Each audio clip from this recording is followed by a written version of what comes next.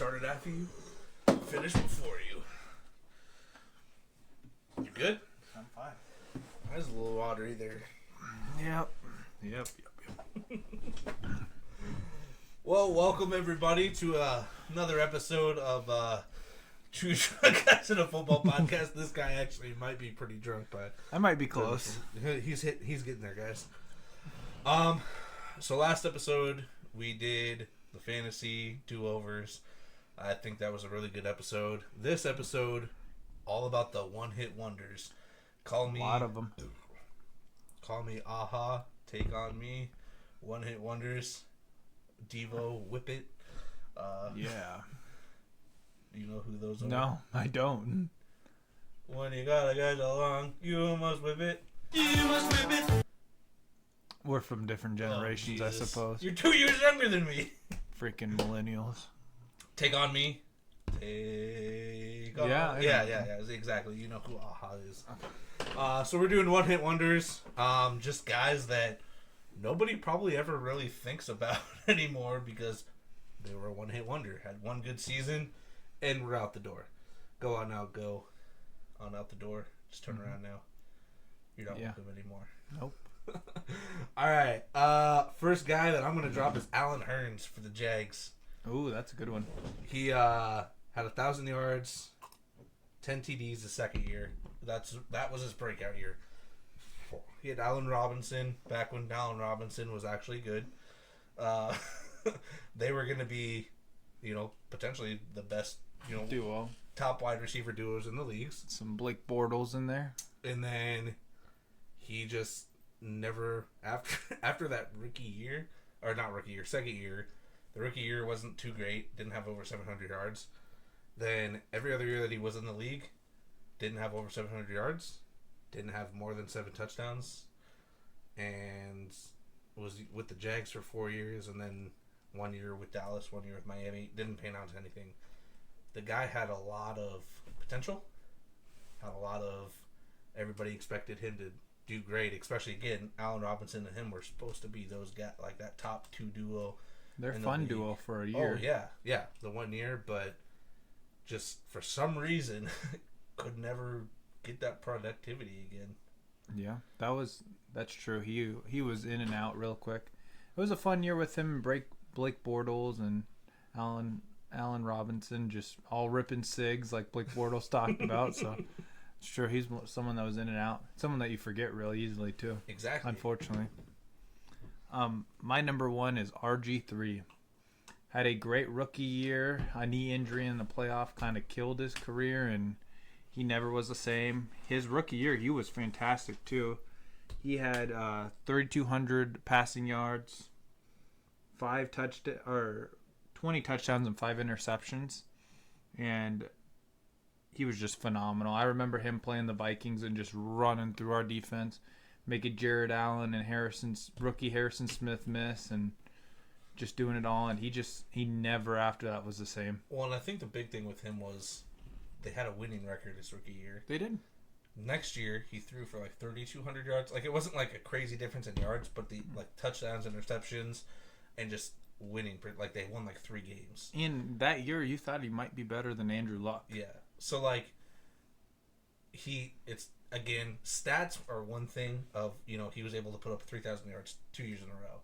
It's just everything else. He couldn't win, couldn't get the touchdowns he was getting. Mm-hmm. He couldn't do that. I think the big thing was I follow him on Twitter. Like, I'm an avid Twitter guy. And he is now a football analyst, and he's probably one of my favorite in the league because he's really funny too. Yeah, and he gives one of my favorite clips of him is his wife was in labor, got the call that she was going to the hospital, and the dude sprinted out of the broadcast. He's running down the sideline, end zone, getting out of the stadium because he wanted to be there. But one thing that always kind of stood out with me is the whole Lamar situation that just recently happened about him not playing because he was injured and hurt, coming back too soon. RG3, tweeted and basically was like, I was that guy. I understand why you don't do it, because if you come back too soon, you could end your career right there. And that's what RG3 did. Oh, yeah. Came back he way too soon. Not played in He tore his ACL and came back just way too soon. Yeah. They were like, "Oh, put a brace on it. You'll be fine." Yeah. Unfortunately, Washington had, the best quarterback Washington's had in a lot of years with Kirk Cousins, drafted the same year. So I love me some Kirk Cochains, but RG3 rookie year, really fun to watch. After that, RG3 was just never the Even same. in college, Baylor. Oh, yeah, RG3 he was fun to fun. watch. So, yeah, it's one of those... He's not you can't consider him a bust, I think, just because of the circumstances. But, man, if he would have been able to have an actual career... It's hard to not call... He's kind of in between. He kind of is a bust, but kind of isn't. I can kind of see what you're saying because the injuries kind of derailed his career. Yeah, but it wasn't like his injuries weren't something where I feel like it should have been something that he should have came back to right away. If he would have went and just waited and came back the next, waited a little bit longer, he would have, I think it would have been fine, but the Washington relied on him way too much. Yeah. After his second season, he never had a chance. Yeah. Like in Baltimore, in Cleveland, and anywhere, because he started for Cleveland, I believe, a year, and then went 1-4, and just never really got a shot after that. And in Baltimore, he was just strictly the backup behind Lamar. He probably did a lot of mentoring for Lamar too. Yeah, very knowledgeable guy. Yeah. So my next guy is Jay Ajayi. Oh yeah. Again, a second-year player. Had his breakout season, 1,200 yards, 18 touchdowns. Made the Pro Bowl that year. He had back-to-back 200-yard games. And then after that, never amounted to anything else. He never reached over 3 touchdowns in a year after that 2016 year. I remember in fantasy, it was like, I think I made a tweet about it, honestly. I made a comment to somebody or somewhere. I know I did it. And I was like, it was like Jay Ajayi, 200 rushing yard, 100-yard game. I was like, in fantasy, somebody's not going to play him that next week because it was just a fluke. Has another 200-yard game. Oh, now everybody's going to play him that third week, expecting him to have a big game again, and then he drops the ball. So, he did win a Super Bowl with the Eagles. He wasn't the number one bat. It was Blunt then. Corey. That was... If you wanted to think of like a true running back by committee, it was that year. Corey Clement, LeGarrette Blount, Jay Ajayi. I love LeGarrette Blount. I love LeGarrette Blount too. Guy's got massive right hook. That dude went to teams and then they'd win Super Bowls. Yeah. So he's got 3 Super Bowls with 3 different teams or something like that. 2 with the Patriots, 1 with the Eagles, and then he went to the Lions and I guess two teams. But Jay Ajayi, I know he was trying to have a stint to come back to be like a full-time. I loved him with the Eagles. I mean, he filled the role very well for what he needed to do. But, he just never amounted. I don't think he ever broke 500 yards after that season. So, nope. My next guy is Peyton Hillis. The Madden 12 cover? Madden 11? Madden 12. No, Madden 12. 12? I think Breeze was 11. I don't remember the Madden. I think it was Madden 12, but yeah, he was the cover. Had a breakout year. He actually played fullback before he played running back for Denver for a couple years. Never really did anything. He went to Cleveland and just broke out and just had a fantastic year. Rushed for over 1,100 yards, 11 touchdowns, and was a decent receiver. Had over almost 500 yards receiving with 61 receptions and 2 touchdowns. Really good player. I don't know why they put him on the Madden cover. It was kind of a weird one because, someone had to have had a better year than 1,100 yards. He wasn't even All-Pro or Pro Bowl that season either. No. So that was very weird. So, why would you... I don't know. Why would you put him on the cover when he wasn't the league leader in anything? Yeah. Wasn't a Pro Bowler or an All-Pro. No. He was fun to watch that year. He was, for the Browns have had a very rough time. Very, very rough time. And every pick they've made, pretty much. Every pick they've made since the besides Myles Garrett, I guess, is the only guy that, I guess Nick Chubb. But other than that, in the last 15 years, can you name? There hasn't been a lot of stars. Cribbs, Josh Cribbs. Yeah. he is probably like, there's very few and far between players that you're like, oh, Josh Cribbs, he's a really good returner. He's our best player, But he had a really good season. He looked like he was going to be a really good player. And then just never, he fizzled out so fast. I mean, his next year he rushed for less than 600 yards. The next year 300, 200, Yeah. and then he went to the Giants for a couple years, and Yeah, he didn't have over 600 yards at all. Any No. other point in his career, or over 5 touchdowns. no. So that again, I'm kind of like Madden curse, with it, but yeah, at the same time, also it was 2012. You were right, Madden 12. Yeah, 2012. I know my Maddens. If I know anything, I know my Maddens. If there's anybody to know their Maddens, it's you. Yes. Yeah, I agree. Peyton Hillis, one good season, out the league next season. So not for me with my one hit wonders. I didn't do just seasons. I did games. Oh, that's fair. Matt Flynn. Oh. Everybody remembers the Thanksgiving Day. Matt Flynn 7 touchdowns. versus the 6 touchdowns. 6. technically. Okay, 6. Versus the Lions against Matthew Stafford, 6 touchdowns, 480 yards. No one knew who this dude was besides who he played for. Like there was no one. Got a fat contract too. Yeah, 3 years, $26 million with $10 million guaranteed back in 2011. Russell Wilson destroyed that though. Yeah. He did not get much of a chance. Yeah, he went 3-4 as a starter after that 480-yard game. He signed that contract with Seattle and never started for him a single game. So Russell Wilson was that good? Then he played for the Raiders and Bills.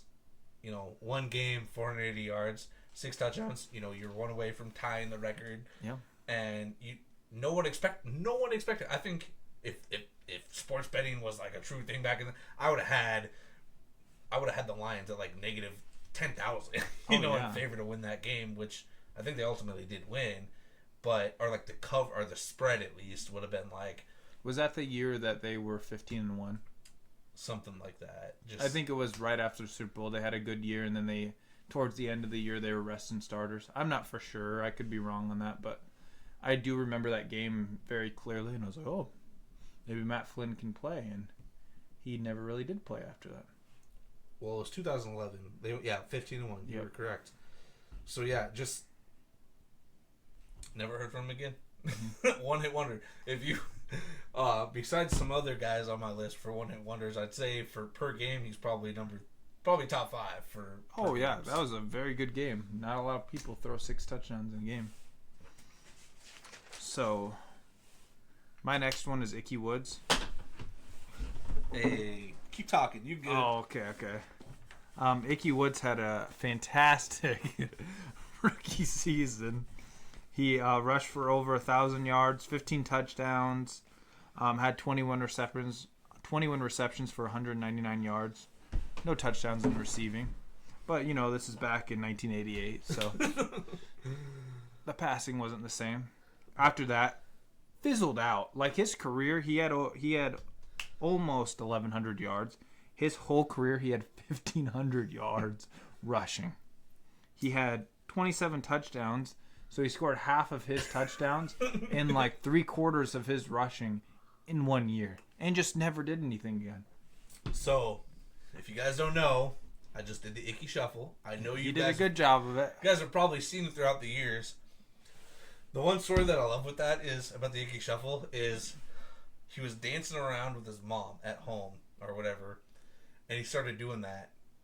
And he was like, I'm going to do this when I score my next touchdown. And his mom was like, please don't. Please don't. And then he goes and scores a touchdown and does it. And the Ickey Shuffle was born. You've seen just, movies, random videos, TV shows. You've seen people do that move. Oh, yeah. He made a ton of money off that. It's iconic. What's crazy about his breakout season was in the first 5 games, he only had 62 rushing yards. And then after that, took off. So then, yeah, he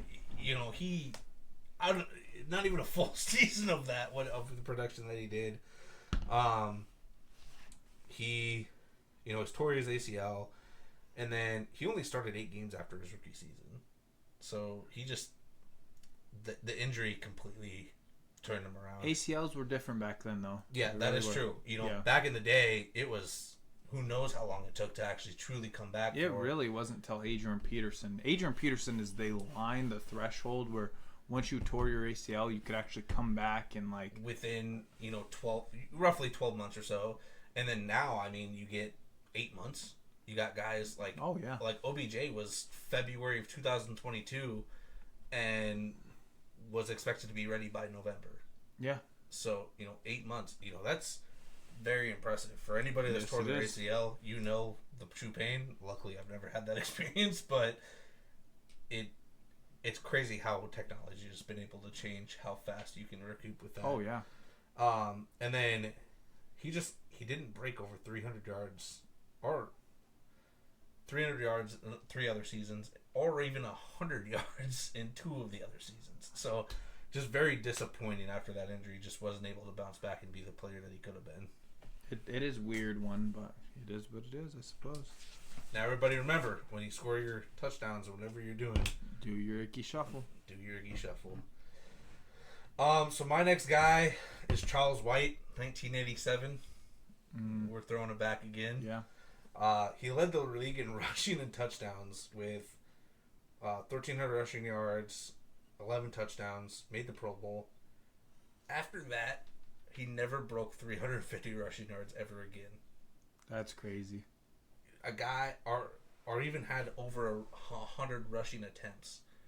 I guess I didn't really look into the circumstances of like what potentially he was playing with or who, but the fact that even like in the 80s, still pretty run heavy. You weren't throwing the ball. You weren't throwing the ball heavy until what, the last 10, 15 years even.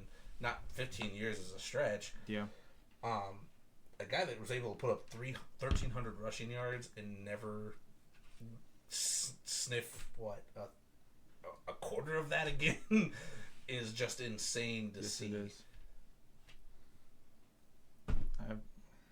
I have no more to say. Yeah, with that. Yeah, it's just crazy that like you run heavy offense. This guy just gave us 1,300 rushing yards. We'll give him less than 100 touches, and we'll be happy if he never sees 350 yards again. Just doesn't make sense to me. No, especially once you're that productive too. And even if you had an injury, blah blah, for maybe a season you miss, whatever. Next season, you got it. Even backup running backs nowadays are putting up 500 plus rushing yards. Yeah, that's true. And over 100 touches. So, yeah, just 1987. Wasn't alive yet. If you were alive back in the 80s, you'll probably remember him a little bit more.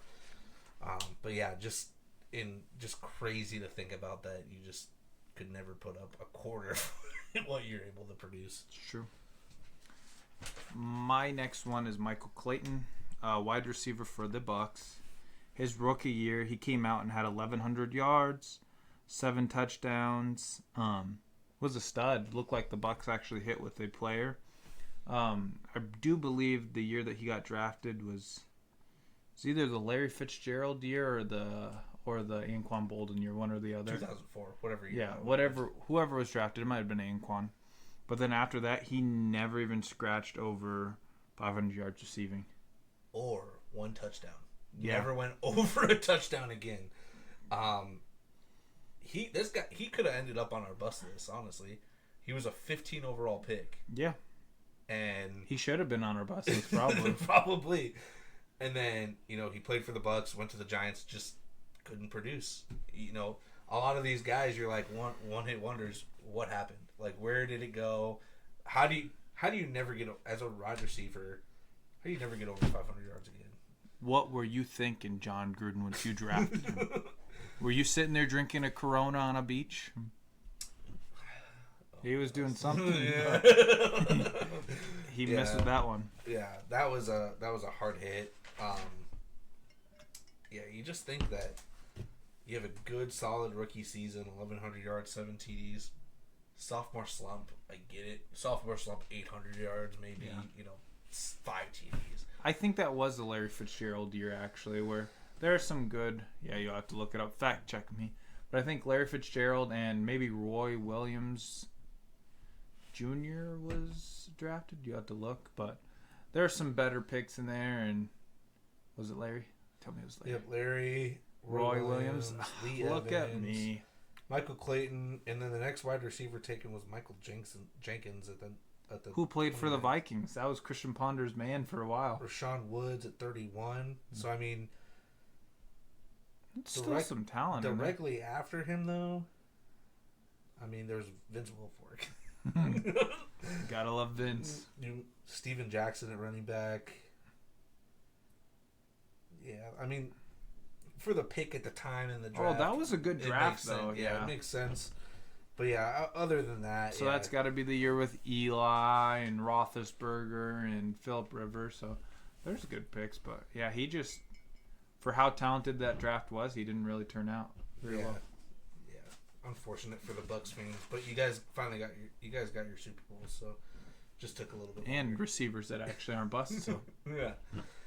So my guy, I went with a wide receiver, Josh Gordon. that one hurts. 2013 Pro Bowl, All Pro. This man was destined to be top 3 wide receiver in the league. That's But, why, though. A lot of weed. He had 1,600 yards and 9 touchdowns in 2013. This is like right at the peak of like just throwing the fuck out of the ball was just starting to become a huge thing. Oh, yeah.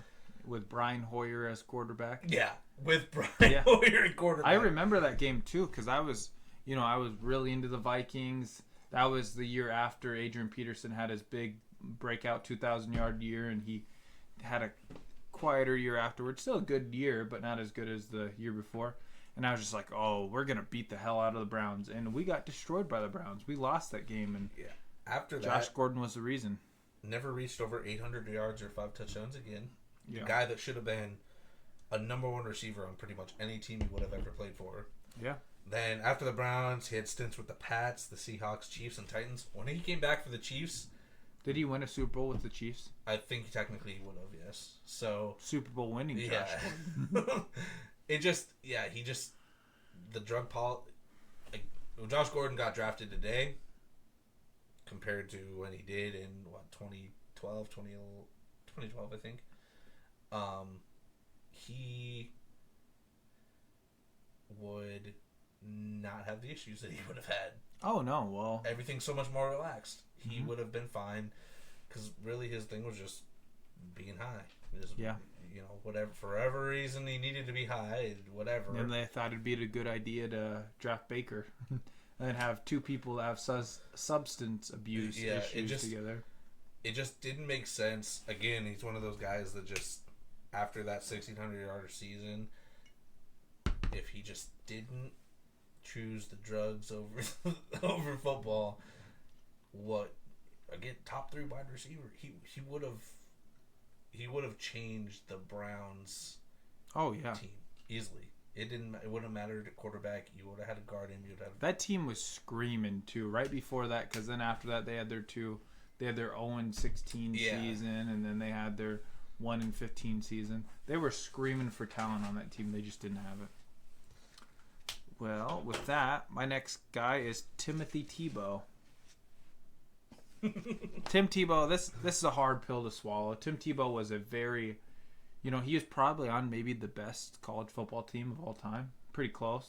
There's a lot of talent that came off that Riley team. Cooper, Aaron Hernandez, Percy Harvin, the 2 brothers. Cam Newton was on that team as a backup behind him. Yeah, which the Pouncey brothers. The Pouncey brothers. Yep. He forced Cam Newton to go to Auburn because he was never going to get the starting job. Oh, he was great. He was a great runner. His passing mechanics and stuff like that. He wasn't the best passer. As a lefty, it's common though. But Tebow could win. I remember watching him beat our ass he was on the Broncos and just ran all over us and threw like 2 passes for a touchdown. And just Tebow was fun to watch. Tebow was electric. He really was never that good. I mean, his breakout year, his completion percentage was under 50. He had 12 touchdowns and 6 picks, so 2-1. Yeah. I think he rushed for, I don't know if I have that information. Yeah, he had 1,700 passing yards, his best season. almost 700 rushing touchdown or rushing yards and 6 touchdowns. Touchdowns, I mean, he put up 18 touchdowns in a season, which at a quarterback, like, it's kind of low. It's low, but when half of your rushing yard, when 6 is high for a quarterback, considerably. The only reason I wouldn't have put him on my one-hit wonder list is just because, as a quarterback, what the fuck did he really do? I mean, but 7-4 record. Yeah, 7-4 record. Took him to a playoff and beat the Steelers. Yes, he beat Mike Tomlin, who I think is a top 3 coach. Like that. That's impressive. It just didn't make sense. Like when you told me that he was on your list, I was just kind of like, I can get it, but like, what? The numbers win. The numbers don't speak for it. I love Tebow. My brother. This is my brother again. I had older brother. A lot of his stuff influence from him. Yeah. He loved the Gators, and even to this day, because of him, I watch the Florida Gators all the time. Like, I don't even know who's on their team and stuff like that. But I'm like, ooh, the Florida Gators are. I'm gonna watch Anthony Richardson. Yeah. And that's the only reason why I know who he actually is and know that he was benched throughout the year. It's because I watched their games because of the influence my brother truly had on me for that. Yeah. He loved Tebow, loved the Gators, and he did try to make a comeback. Yep. As a tight end didn't work out, which everybody said from the get-go he should have become a tight end, which again I don't know how well that would have turned out. You play quarterback your whole career. Yeah. Like, it's hard to make position changes. Especially wide receiver is one thing. Tight end is so much different because you're actually now, okay, we expect you to block in the trenches, block 280-pound dudes, 260-pound dudes coming off at a 4.7, 4.8 speed. Those things do change, but that's true. Yeah, Tim Tebow actually winning a playoff game, I guess, would be considered a one-hit wonder because he never did anything. Yeah. Baseball career didn't pan out too well either. SEC got him as a sports analyst. So, but probably one of the best college football players of all time. Oh, arguably number 2 or 3. Yeah. That's another topic for another day. But yeah he's definitely up there. So my next guy, one-game wonder, David Tyree. Well, he had the best game in the Super Bowl, so you can't. He had the best catch ever. I'd say, not even just in the Super Bowl, probably in any game overall. If you don't know who David Tyree is, because it's 2005 that this happened, I guess he played back in the 2005s. The helmet catch. Everybody knows what the helmet catch is. Eli Manning chucks a fuck it. David Tyree's down there. I guess I'll throw it. Gets it on the helmet. Pins it against there. Holds it. Gets the catch. They ultimately win the Super Bowl because of it. He was no more than a special teams player. He made the Pro Bowl for special teams. That's it. Never exceeded over 250 receiving yards in his career, or over 2 touchdowns. And then after New York Giants, he went to Baltimore for a little bit. 0 catches. So, I mean, but he cemented in NFL history because it's like Mario Manningham. The same thing. Eli Manning tosses it to him and on the sideline makes a catch. Like, these people are cemented in NFL history. You cannot talk about that Super Bowl beating the 16-0 Patriots without David Tyree. And, again, the next best catch maybe in a Super Bowl would be Julian Edelman's centimeters off the ground against the Falcons. Yeah, the helmet catch is gonna always go down as probably the best catch in the Super Bowl until something crazier happens where you need to win. You're an underdog. It doesn't matter what he did else. I don't even know how many yards he had in the Super Bowl. He had the best catch ever. One-hit wonder. That's all he needed, and everybody's going to remember who David Tyree is. He won him a ring. That's more than most of us can say. So that's true. My next guy is Derek Anderson. Someone that's been in the league for a long time, someone that you don't think about. His second year in Cleveland, he went off. He took the Browns to a 10-5 record.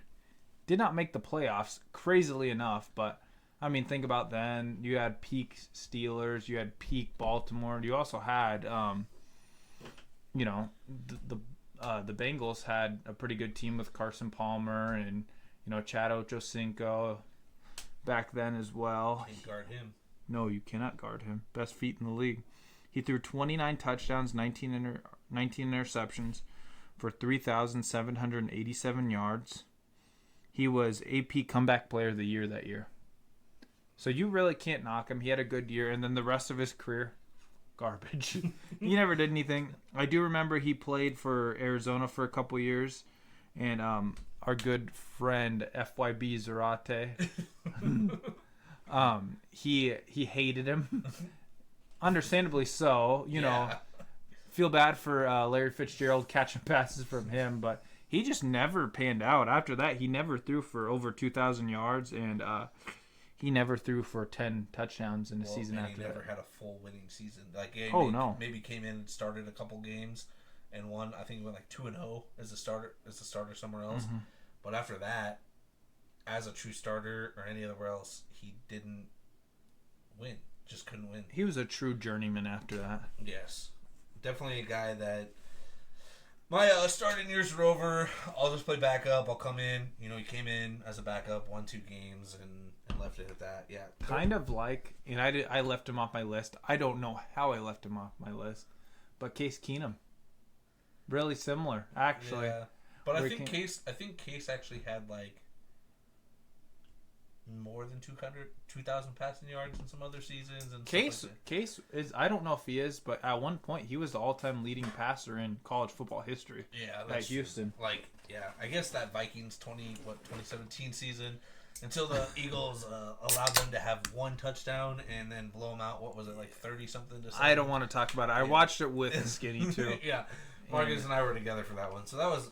Because that was the game right after the Immaculate Reception. Yeah, the miracle in the the miracle of Minnesota. Oh yeah, not the Immaculate Reception, but yeah, Stephon Diggs winning against the Saints. Sorry Saints fans, but against the Saints as a safety who's like, ooh, I'm gonna do what I did, like go fucking hit him out of bounds, just hit him. Put your body on him. Don't go Thank you, Marcus Williams, for letting us go to the NFC Championship and losing it. But. Idiots.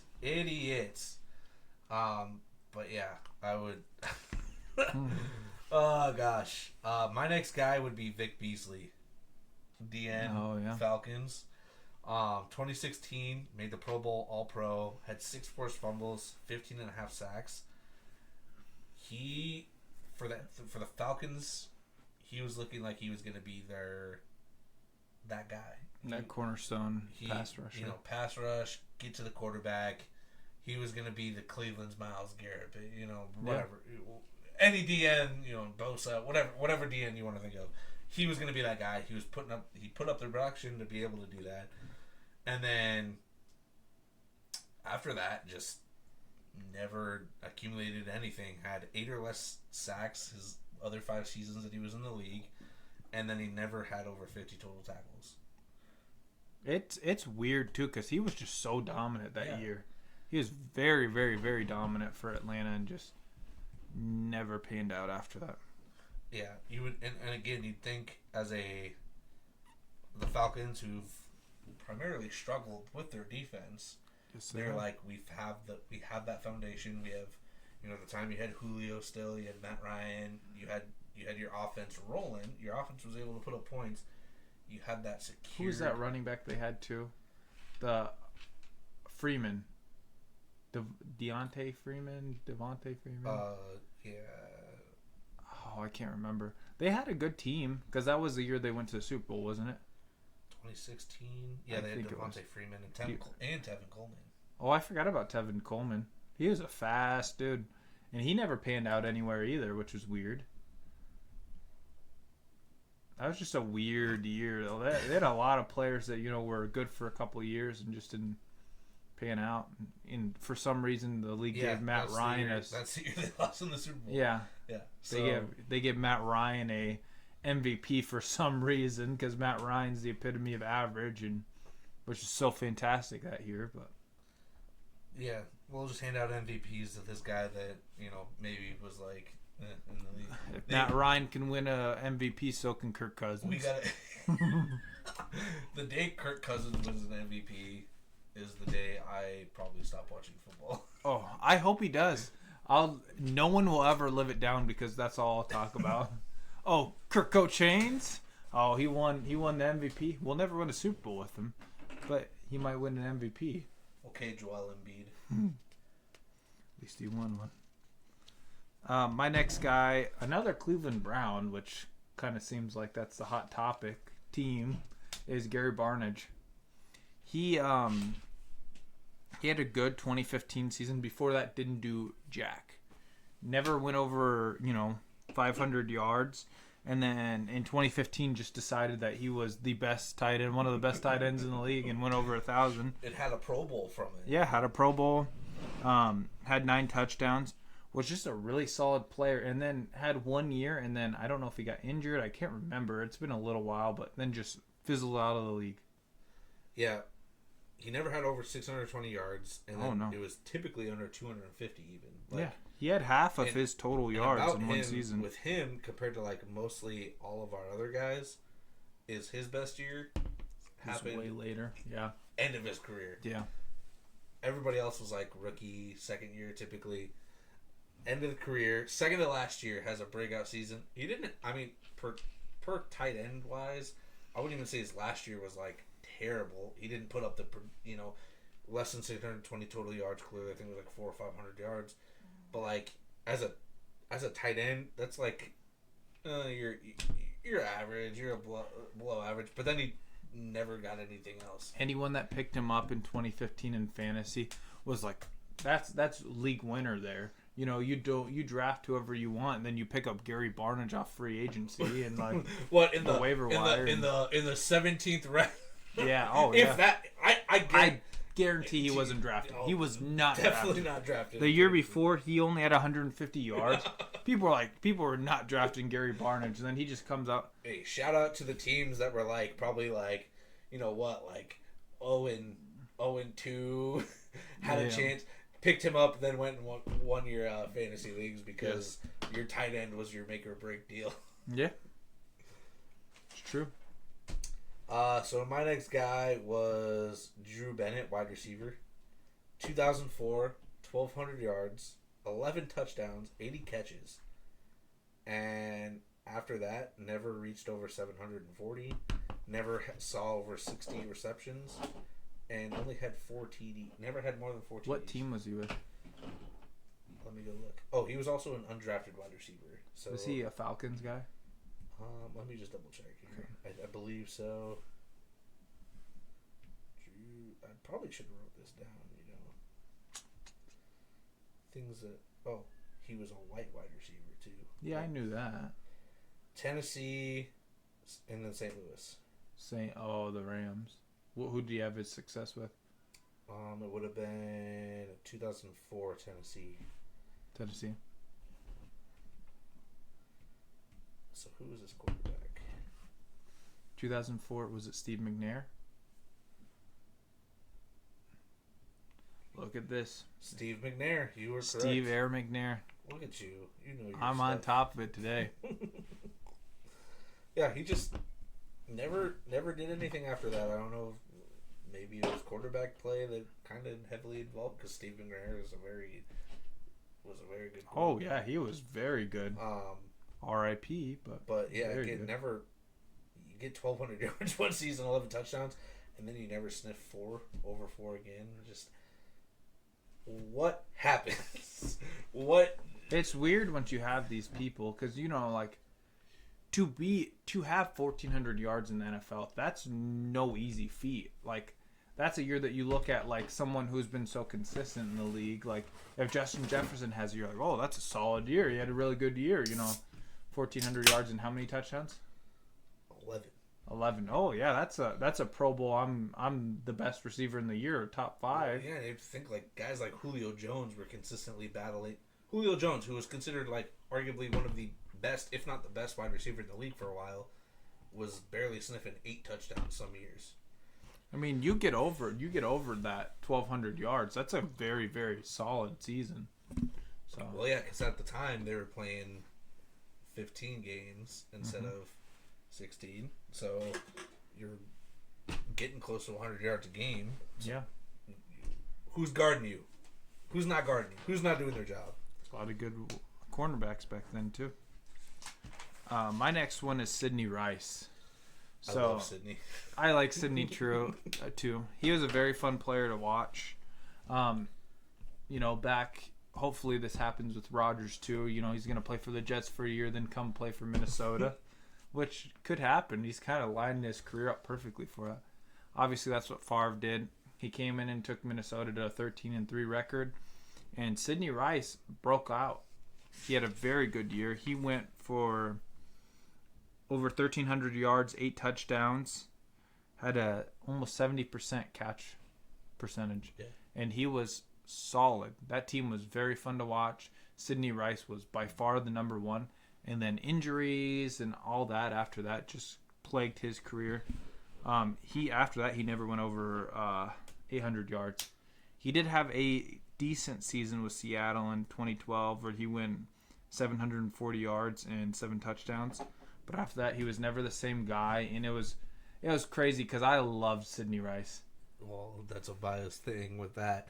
I'm going to do you even better. Never over 800 yards. Never went over 750 yards. That's off. Yeah. That 50 yards makes a huge difference, I guess. Had a Pro Bowl with that season. Yep, he did. And again, just never amounted to anything. Had the same he had the same quarterback play, didn't he? For the most, in terms of Favre in 2010 was a shell of Favre. Yeah, that's true. He got all messed up. The Metrodome got all the roof caved in, and then there's snow on the ground, and then he got his concussion. Favre was not the same quarterback. It's like the dog was barking in the bushes. No, it was the roof caved in. Oh yeah, Favre stopped taking his pain pills or whatever he did to play as long as he did, which is funny because now it seems like quarterbacks are playing to 20 years, no problem. The NFL's different. Technology different. Yeah. NBA is the same way. LeBron James is in. Vince Carter made it 20 years. But think about Brady at 40 and then Favre at 40. Favre at 40 was like an old man, got all the gray going on. You're like, damn, this guy's got to be like 60 years old. And you think about like 40 in sports world is like so much different than 40 in like such a long time ago too. Such a long time ago. I remember Sidney Rice. I did like him. Yeah. I remember more of his Seattle days, even though he didn't really. I think he was the touchdown once they had the replacement refs. I think he was a touchdown Seattle once it was a pick by the Packers. Do you remember that? Yeah. That was a long time ago. I think that was him. Yeah, that most likely probably was. Yeah. Again, I'm not looking that one up because it might take me a little bit longer.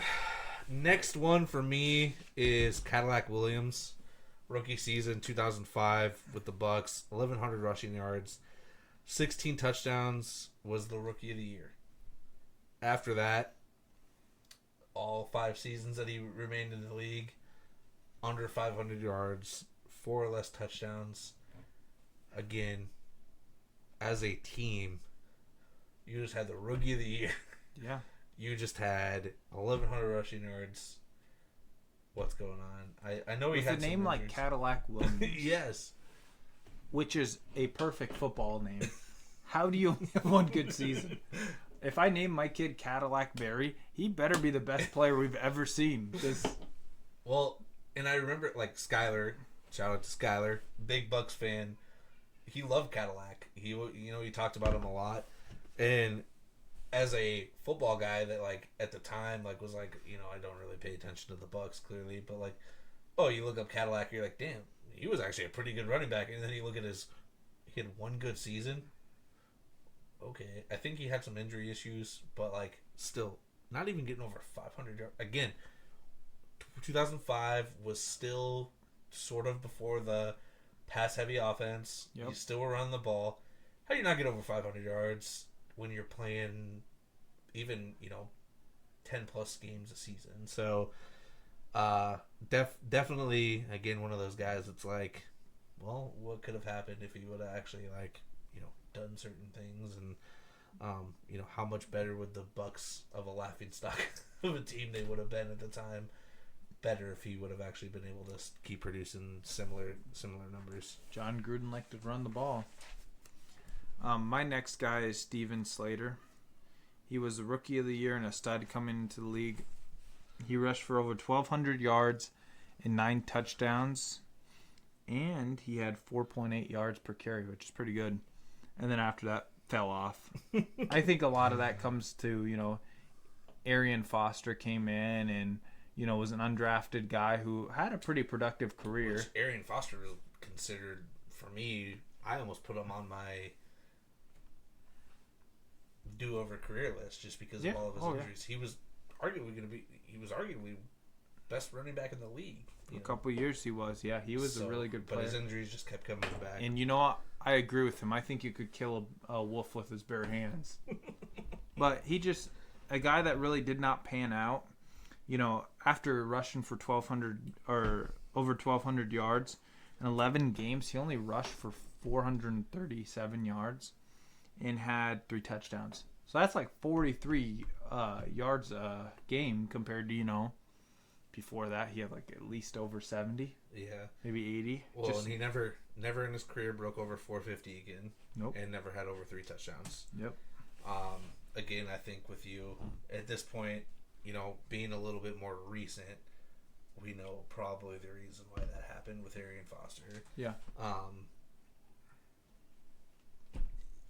I get that. I think there's a happy medium. Again, you have like the Cleveland Browns where they had Nick Chubb and Kareem Hunt over 1,000. Like, yeah, it's doable. Teams have done it. Kamara and oh my goodness, Mark Ingram did it 1,000. Kamara never went over 1,000. You can look it up right now. He never went over 1,000. Kamara didn't? No. I swear they had. Look it up. He's never been over 1,000. He's been all-purpose yards if you go with receiving and rushing, but I know that for a fact. Kamara's never been over 1,000. What was the stats then where they had 2 players over 1,000? I guess he's never been over. What was him and Mark Ingram were both like over something, like it was just a ridiculous year for them. I don't remember. Maybe all-purpose yards. Maybe no, it had to have been something. Because Kamara gets a lot of receiving yards. Yeah. So like, if you factor that in, once you have 84 receptions for 800 or 700. I guess yards, I don't remember off the top of my head what it was, but him and Mark Ingram were like arguably less running back duo. Oh, they were. But what the hell was it? I can't think of it now. But yeah, again, it's doable. You can make running backs doable. Yeah, if you use them like that. And unfortunately, Houston was not able to do that. No. My last guy, I guarantee 99.9% of you don't even know who this guy is or remember who he is. See if I know who he is. Chris Matthews. Yes, I do. Did you know him when I told you originally when I brought him on this? I thought you were talking about Jake Matthews, and I corrected you. I was like, Jake Matthews? So you running back? So in terms of when I brought up his name, you didn't remember him at the beginning. Yeah, not right away, but I knew who he was. 99.9% of people don't even. Again, they're sort of like, who the hell is Chris Matthews? Chris Matthews is the guy that probably should have been Super Bowl MVP, but Seattle decided to throw the ball on the 1-yard line instead of hand the ball to Marshawn Lynch. Malcolm Butler, baby. He's another one-game wonder. He had 4 catches for 109 yards and 1 touchdown. And Super Bowl 49 against the Pats. We all know the outcome of that. They're on the 1-yard line, which I actually just watched recently a video of Marshawn Lynch stating that play was just blown up from the very get-go because it was supposed to be a weak side run. Yep, I did watch that too. He stood on the weak. He lined up wrong. Stood on the weak side. Russ, I think the play clock was just coming down. Russ couldn't get it corrected right away, and had to go to the next play because you weren't going to run a strong side run. So after all these years, we've all been getting criticized. Why'd Russ do that? Why'd Russ do that? Well, now we kind of have a realization of why it kind of happened. Well, if you look at the stats too, Marshawn Lynch in the red zone taking that carry was not very efficient. No. So, yeah, Chris Matthews, if it probably would have went to Russ for MVP. Look, if the Seahawks actually won. Oh yeah. But even with losing, Chris Matthews is still getting like MVP votes because he was their receiver. He had a very good game. Played in the CFL, played in the AFL, didn't do anything else in the NFL, but had over 100 receiving yards and a touchdown in the Super Bowl, the biggest game of the year. A guy that I think he played like maybe 3 or 4 total games for Seattle that year. So just the fact that you come up that big in a shootout with the GOAT, Tom Brady, yeah, and that solid team that they had, and you were a yard away from potentially being the Super Bowl MVP. Yeah, and if Tom Brady had 6 instead of 7, you might look at it a little differently. That 7th really put him over the edge. The 6, maybe you can be like, well, Joe Montana never lost a Super Bowl. Exactly. And Russell Wilson has 2 Super Bowls now. Yeah. So you look at Russell Wilson a little different. A whole lot different. Maybe he doesn't leave Seattle and goes to Denver. Yeah. This. Peyton Manning won 2 Super Bowls. Russell Wilson won 2 Super Bowls. Yeah. So yeah, it's very Chris Matthews. If you remember who Chris Matthews is, I'm impressed. Because that took a little bit of. I remembered the game. Because I remember the Super Bowl too. That was a fun Super Bowl to watch. That was a very good Super Bowl. And the only reason why I kind of thought about that Super Bowl was because I watched that video of Marshawn, and then I was like, there was a guy that just like kind of just took out that went off that game that nobody knew, and had to do a little bit of research clearly for it. But yeah, Chris Matthews is one of those. Probably, arguably, out of all the other one-game wonders, probably the number one on the list. If he would have caught that and won the Super Bowl, you might think of him as a David Tyree. Yeah. My last one is Terrell Pryor. Terrell Pryor, Ohio State guy, I believe, I don't know if he still does, but had the longest touchdown in NFL history by a quarterback, 94 yards. I think it was against the Steelers. I remember watching that game. I think I don't think as of recently any quarterbacks broken. No, it took a long time. A guy that I believe, if he was drafted today, might have some success as quarterback, just because the NFL's so, like we talked about in previous episodes, RPO, the running quarterback is successful. The defenses, they're not as big, they're faster, so it's a little bit easier for the running quarterback. But he was not very good at quarterback. Did not have a lot of success. He played a couple years at Oakland, then got traded to the Browns, and that's where he made his transition to wide receiver. And in 2016, the year after Gary Barnidge, had a very standout career. He got 77 receptions for 1,007 yards. 13.1 yards per reception, had 4 touchdowns, and was kind of a beast that year. I remember that was a big shock for that year because I did not think Terrell Pryor could do it. I remember him switching over to wide receiver, and I was like, can he really do this? Yeah, and you have to think about, like, he kind of had that Tebow quarterback, 1,700 passing yards, 7 touchdowns. Tebow had more passing touchdowns technically, but just wasn't going to amount to anything. Then when you come in and have over 1,000 receiving yards after being a quarterback for all those years, very impressive. Yes. You would think, this guy was able to do this right off the bat. He's going to be able to be a success for the long term. Never had over 300 receiving yards ever again. No, he did not. Which I think, again, you have to think about all the the wide receivers 2016 plus that Cleveland kind of got. Again, their quarterback play has always been skeptical for the last 10 to 15 years. They had one of our busts in there, Corey Coleman. Corey Coleman, yep, had him in there. You had all these other wide receivers coming in to like be that number one guy. So Tyrell Pryor was kind of taking the backseat. He wasn't going to be the number one guy. Yeah. But because of that, and then you had the inconsistent quarterback play where you get guys coming in and out. They favor certain Funny enough, that was the same year RG3 played for the Browns too. So 3 of our busts were all on the same team. Yeah, or the 1 year wonders. We're all on the same team at one point. It's crazy to think about. One, the guys that are able to go and become go quarterback to wide receiver and do it. I mean, Julian Edelman did it. Braxton Miller had not a lot of success, but did do it. But then you have a guy literally the next year has 1,000 receiving yards. Yeah. Very, very impressive. Very one-hit wonder-ish. Yeah. And I think if he would have done that before, because what if he would have started as a wide receiver, or maybe one season at quarterback, then initially switch. Because what did he do? 2 or 3 seasons at quarterback, I think. Yeah. He took a little. I get it in your head, I'm a quarterback. Same thing Tebow had an issue with. Yeah, if he would have switched sooner, I think he would have had a longer, more sustainable career as a wide receiver. Maybe not successful, but sustainable. Yeah, I agree. So with that, that was our one-hit wonders. The Macarena one-hit wonder. The